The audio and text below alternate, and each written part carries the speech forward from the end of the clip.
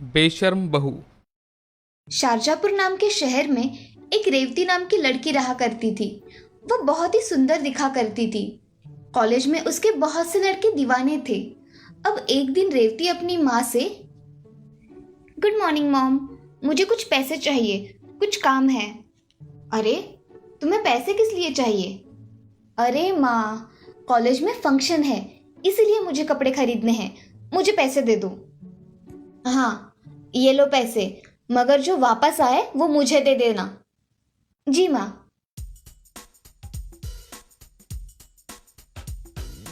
रेवती ऐसा कहकर वहां से पैसे लेकर चली जाती है और दुकान से ड्रेस लेकर बाकी के पैसों से अपना मेकअप का सामान खरीद लेती है।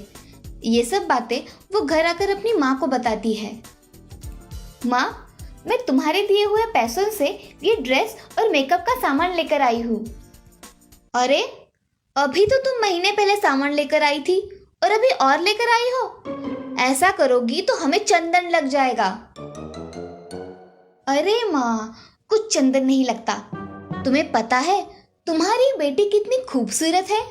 सारे कॉलेज के लड़के मरते हैं इस चेहरे पर। क्या अनाप शनाप बक रही हो, पता भी है। जस्ट चिल माँ, इतनी भी कोई बड़ी बात नहीं है। ऐसा कहकर रेवती वहां से चली जाती है। राधा मगर रेवती के बारे में सोचकर हॉल में बैठ जाती है। तभी रेवती के पिताजी सुभाष वहां आ जाते हैं। क्या हुआ है राधा, बड़ी चिंता में दिख रही हो? अरे, इस लड़की का क्या करूं मैं, बहुत बदतमीज हो गई है। पैसों की तो कोई अहमियत ही नहीं है इसको। मेरे दोस्त का लड़का है रवि, बहुत पढ़ा लिखा है और अच्छी जॉब भी करता है, बैंक में मैनेजर है। उसकी शादी के लिए लड़की देख रहे हैं। मैं सोच रहा हूँ कि हमारी रेवती अब बड़ी हो गई है, क्यों ना हम उसकी शादी कर दे, तो वह बड़ी और समझदार बन जाएगी। हाँ, वैसे आप सही कह रहे हो। जिम्मेदारी पड़ेगी तो ये सीधी भी हो जाएगी और ये रिश्ता भी अच्छा है। तो मैं कल ही बात कर लेता हूँ। शुभ काम में देरी नहीं करनी चाहिए। जी, जैसा आप ठीक समझे। मैं रेवती को कल सुबह इसके बारे में बता दूंगी। चलो अब सो जाते हैं, सुबह जल्दी उठना है। जी चलिए। ऐसा कहकर सुभाष और राधा सो जाते हैं। अगले दिन रेवती की माँ उसको सारी बातें बता देती है और रेवती भी लड़का देखने के लिए तैयार हो जाती है। अगले दिन रेवती के घर रवि, उसकी माँ शीला और उसके पिताजी किशन आते हैं। थोड़ी बातें हो जाने के बाद राधा रेवती को लेकर वहां आती है।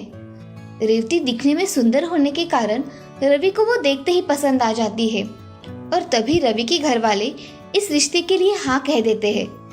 कुछ ही दिनों बाद उनकी शादी हो जाती है।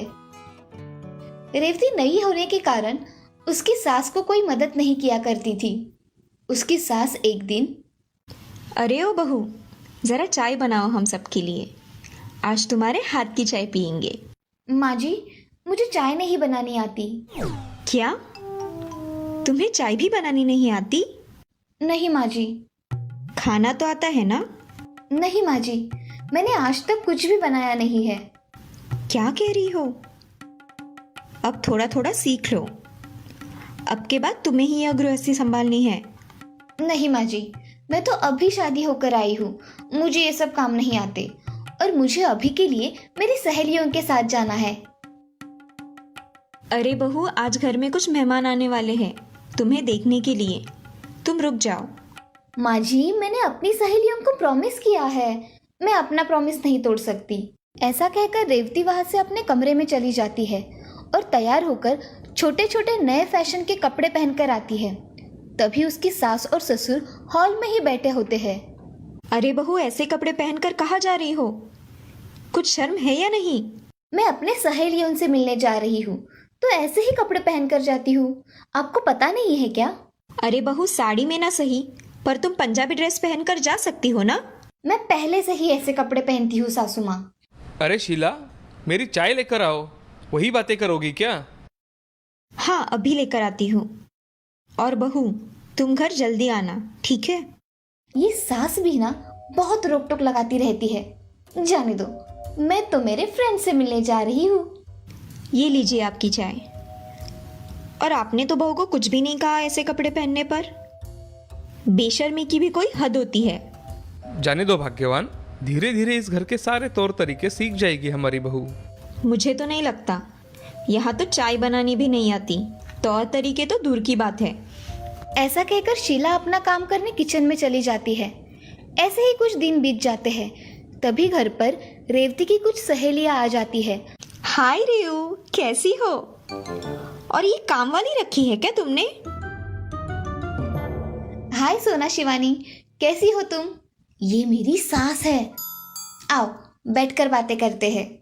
ऐसा कहकर सोना, शिवानी और रेवती बैठकर बातें करने लगते हैं। उसी समय रवि ऑफिस के लिए निकलता है और उन सहेलियों की बातचीत उसके कानों पर पड़ती है। तभी रवि, अरे रेवती, ये कौन है हमारे घर पर? रवि ये मेरी दोस्त है, मुझसे मिलने यहाँ आई है। अच्छा, मगर तुमने इन्हें बताया नहीं कि माँ के बारे में कुछ कहा तो मुझे पसंद नहीं है, और ये माँ को काम वाली कह रही है और तुम चुप हो। जाने दो ना रवि, क्यों बात का बतंगड़ बना रहे हो? तुम्हें समझ में आना चाहिए रेवती, किसकी हैसियत क्या है, समझी? ऐसा कहकर रवि वहां से चला जाता है। रेवती की सहेलियां भी खुद का इंसल्ट होने की वजह से जाने के लिए निकलती है। अरे रेवती, हम निकलते हैं, बहुत देर हो गई है। हाँ चलो, बाय रेऊ। अरे यार रुको तो सही, इनकी बातों को दिल पर मत लो, रुको। हमारी ऐसी इंसल्ट किसी ने नहीं की, बाय। ऐसा कहकर सोना और शिवानी वहां से चली गई। ये सब देख रेवती को बहुत गुस्सा आया और उसने पुलिस स्टेशन फोन लगाया और पुलिस से, नमस्ते इंस्पेक्टर साहब। नमस्ते जी, कहिए। मुझे एक कंप्लेंट दर्ज करनी है। मेरी सास और पति मुझे कुछ भी भला बुरा कहते हैं। आप यहाँ आकर उनको समझाइए ना। हम अभी आते हैं। जी इंस्पेक्टर साहब। ऐसा कहकर रेवती अपना फोन रख देती है। तभी उसके पीछे सास खड़ी दिखाई देती है। तभी, माँ जी आप कब आई? तुम जब पुलिस स्टेशन में फोन कर रही थी तभी आई। और क्यों खुद की इज्जत खुद ही चौराहे पर निकालने पर तुली हो? मेरे और मेरे बेटे के बारे में तुमने बहुत कुछ कहा है। अब वो तुम्हें माफ करेगा या नहीं मुझे पता नहीं। आप लोगों को ऐसा ही चाहिए, समझी? फिर ठीक है बहू, मैं मेरे बेटे को बुला लेती हूँ। ऐसा कहकर रेवती की सास वहां से चली जाती है और अपने बेटे को फोन करके घर पर बुला लेती है। ये सब सुनकर रवि हक्का बक्का हो जाता है और जल्दी जल्दी में घर चला आता है। तभी रवि के घर पुलिस आ जाती है। पुलिस को देख रवि, क्या हुआ इंस्पेक्टर साहब, आप यहाँ? मुझे आपकी पत्नी ने यहाँ बुलाया है। उन्होंने आपकी और आपकी माँ की कंप्लेंट लिखवाई है। क्या? मगर ऐसा कुछ भी नहीं हुआ है इंस्पेक्टर साहब। ऐसी कंप्लेंट लिखवाई है आपकी बीवी ने। रेवती, तुमने कंप्लेंट लिखवाई है? क्या हुआ क्या है तुम्हें? मैंने सही किया है। इंस्पेक्टर साहब इन्हें लेकर जाओ या इन्हें समझा दो। इन्हें किसी से बात करने की तमीज नहीं है। उसका ये बर्ताव देख रवि और शीला को बहुत बुरा लगता है। पुलिस रवि को बहुत खरी खोटी सुनाकर वहां से चली जाती है। तभी रवि और शीला अपने कमरे में चले जाते हैं। कोई किसी से कुछ बात नहीं करता। तभी रेवती बोलती है, अच्छा हुआ, इनको ऐसा ही सबक मिलना चाहिए था। अब आया ऊंट पहाड़ के नीचे।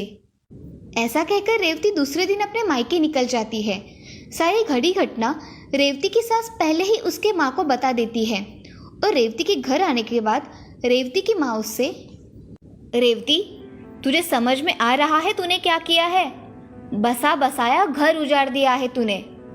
वो मुझसे बातें ही ऐसे करते थे, इसीलिए मैंने ऐसा किया और मैं वहां नहीं जाने वाली। मेरे घर में तुम्हारे लिए कोई जगह नहीं है। कल को अगर हम तुझे कुछ कह दे तो तू हमें जेल भेज देगी। इसीलिए तुम मेरे घर में नहीं रह सकती। मैं कहाँ जाऊंगी माँ? कहीं भी जाओ। तुमने जो किया है वो बहुत बुरा किया है। अब तुम उनकी माफी मांगो और तुम्हारे अपने घर जाओ, समझी? ऐसा कहकर राधा घर में चली जाती है और रेवती को अपनी गलती का एहसास होता है। वो मन ही मन, मैंने अपने घर वालों के साथ बहुत बुरा बर्ताव किया है, मुझे उनसे माफी मांगनी पड़ेगी। क्या पता मुझे माफ कर दे तो। ऐसा मन में सोचकर रेवती उसके घर चली जाती है। तभी उसकी सास, अब क्या रह गया है बहू? माँ जी मुझे माफ कर दीजिए, मुझसे गलती हो गई। अरे तुम किस मुंह से माफी मांग रही हो रेवती? अगर मेरे बेटे ने तुम्हें माफ कर दिया है तो ही मैं तुम्हें माफ कर दूंगी। हाँ माँ जी, मैं उनसे भी माफी मांगती हूँ। और अब क्या रह गया है रेवती? मुझे माफ कर दीजिए, मैंने बहुत बड़ी गलती कर दी है।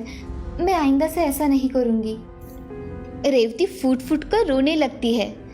तभी रवि उसकी गलतियों को माफ कर उसे गले लगा लेता है और तभी से रेवती अपना स्वभाव बदल देती है।